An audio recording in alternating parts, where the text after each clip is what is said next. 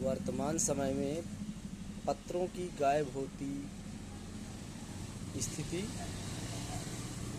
इससे पहले 18वीं 19वीं 20वीं सदी में पत्रों के माध्यम से हम एक दूसरे का हाल चाल जानते थे या पत्रों के माध्यम से ही एक दूसरे को अवगत कराते थे किसी कार्य और व्यवहार के लिए। पत्रों की बहुत ही महत्वपूर्ण भूमिका हुआ करती थी। पत्र एक ऐसा माध्यम था, और पत्र उसे कहते हैं जिसमें अपने मन की बात या अपने द्वारा जो सामने वाले को कहना था, उस कही जाने वाली बात को एक कागज़ पर लिखकर उस तक प्रेषित की जाती थी और उसे पहुंचने में समय भी लगता था। लेकिन आज के वर्तमान युग में पत्रों का स्थान जो है हमारे टेलीफोन, मोबाइल फ़ोन आदि ने ले लिया है, जिस कारण से आज के बच्चों में पत्र क्या है यही वो नहीं जानते हैं। इसलिए मैं बताना चाहता हूँ कि बच्चे पत्रों के विषय में भी जानें। पत्र अर्थात जो लेटर भी इसको इंग्लिश में कहते हैं। पत्र एक दूसरे के भाव, विचार, अभिव्यक्ति जानने का अच्छा माध्यम हुआ करते थे। पत्रों को भी दो भागों में वर्गीकृत किया गया था। एक औपचारिक पत्र हुआ करते थे और दूसरे अनौपचारिक पत्र। औपचारिक पत्रों में वो पत्र आया करते थे जिन्हें एक विशेष स्थान पर देना होता था, जिसमें विषय वस्तु का होना बहुत आवश्यक होता था।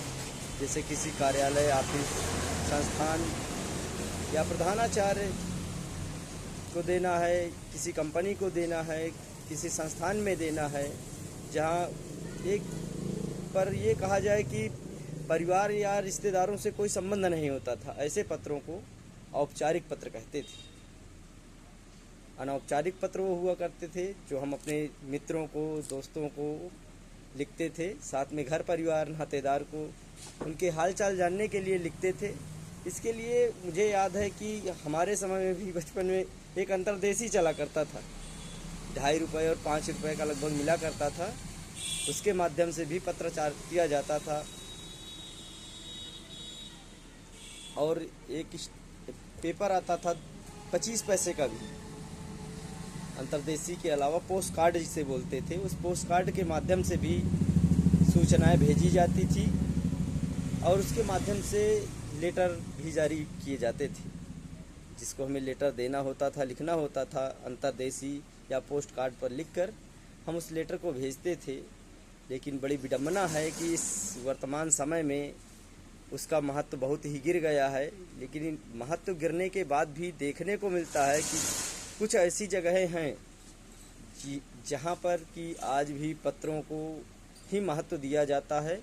पत्र की बात को ही लिखित में, जैसे बड़े बड़े ऑफिस कार्यालयों में है, मोबाइल की या बातों को न मानकर ई लेटर या तो जारी करते हैं, ई पत्र जिसे बोलते हैं, इलेक्ट्रॉनिक लेटर, या तो फिर लिखित पत्र के रूप में आज भी बातें स्वीकार की जाती हैं। इसलिए मैं चाहूँगा कि पत्रों के विषय में सबको थोड़ी बहुत जानकारी हो। जय हिंद, जय भारत, जय संविधान।